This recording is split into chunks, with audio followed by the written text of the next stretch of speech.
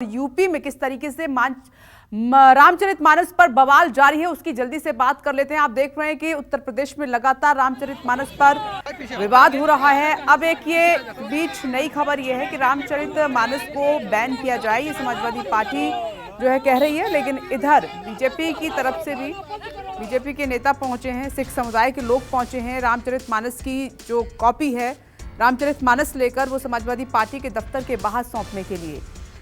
UP में दलित और पिछड़े एक हो गए हैं, ये कहा जा रहा है। उत्तर प्रदेश में पिछड़ा दलित एक हो गया है, उसे माननीय अखिलेश यादव जी पर भरोसा है। समाजवादी पार्टी से उम्मीद है कि हमारे हक की लड़ाई लड़ेंगे।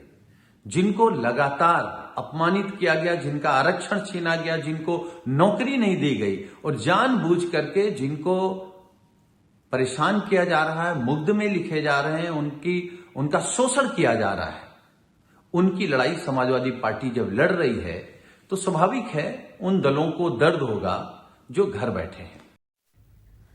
और इस पर मायावती का ट्वीट, देश में कमजोर व उपेक्षित वर्गों का रामचरितमानस मनुस्मृति आदि ग्रंथ नहीं बल्कि भारतीय संविधान है, जिसमें बाबा साहेब डॉक्टर अंबेडकर ने इनको शूद्रों की आगे लिखती हैं, शूद्रों की नहीं बल्कि SC, ST व OBC की संज्ञा दी है। अतः इन्हें शूद्र कहकर इनका अपमान न करें तथा ना ही संविधान की अवहेलना करें। रामचरितमानस हो और चाहे किसी भी धर्म से जुड़ी हुई कोई पवित्र पुस्तक हो, उसमें करोड़ों लोगों की आस्था होता है, विश्वास होता है। और किसी को भी किसी के धर्म पे के पुस्तक पे, चाहे वो रामचरितमानस हो, चाहे होली कुरान हो, चाहे बाइबिल हो, चाहे कालचक्र का ग्रंथ हो, अपमानजनक टिप्पणी करने का अधिकार नहीं है।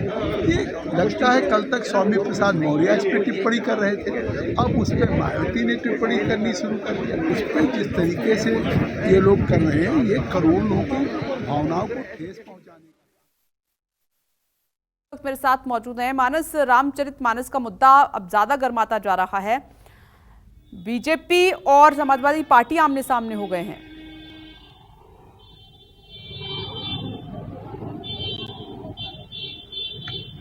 देखिए, निश्चित तौर पर समाजवादी पार्टी दरअसल रामचरितमानस विवाद के जरिए एक तरीके से मायावती के वोट बैंक पर हमला करने की कोशिश कर रही है। समाजवादी पार्टी की जो राजनीति अब समझ में आने लगी है लोगों को कि वो किस तरीके से रामचरितमानस की उस चौपाई का, जिस पर स्वामी प्रसाद मौर्य ने टिप्पणी की थी, उसके सारे दलित और उत्तर प्रदेश में पिछड़ा, खास तौर से इन दोनों के कॉम्बिनेशन को तैयार करके, इन दोनों को एक साथ जोड़ करके उत्तर प्रदेश में एक बड़ा वोट बैंक खड़ा करने की कोशिश में। इसीलिए सबसे ज्यादा अगर कोई हमलावर है तो वो मायावती हैं, जो कह रही हैं कि एक तरीके से बाबा साहब का अपमान किया जा रहा है। लेकिन भारतीय जनता पार्टी चूंकि सीधे मुकाबले में है समाजवादी पार्टी के, और रामचरितमानस, राम का नाम लेकर के भारतीय जनता पार्टी लगातार उत्तर प्रदेश में अपनी जड़ों को मजबूत करती रही, और तो इसलिए तो भारतीय जनता पार्टी बेहद मुखर नजर आ रही है।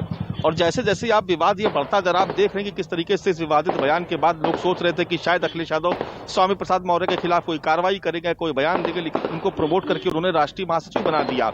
और स्वामी प्रसाद मौर्य लगातार उस बयान को रिपीट कर रहे हैं। यानी इस राजनीति को समझने की जरूरत है कि जो बार बार इस बयान का रिपीटेशन हो रहा है वो खास तौर से दलित वोट बैंक को टारगेट किया जा रहा है। और कमोबेश दलित वोट बैंक पिछले कुछ वर्षों से उसका कुछ हिस्सा भारतीय जनता पार्टी के खाते में जाता रहा है, और चूंकि हिंदुत्व के एजेंडे के साथ ही बीजेपी आगे चल रही है, इसलिए आज मानस आप नजर बनाए रखिएगा। मुझे ब्रेक के लिए यहाँ पर रुकना है, एक छोटा सा ब्रेक, फौरन लौटेंगे। देखते रहिए न्यूज़ 24। नमस्कार, मैं हूं मानक गुप्ता।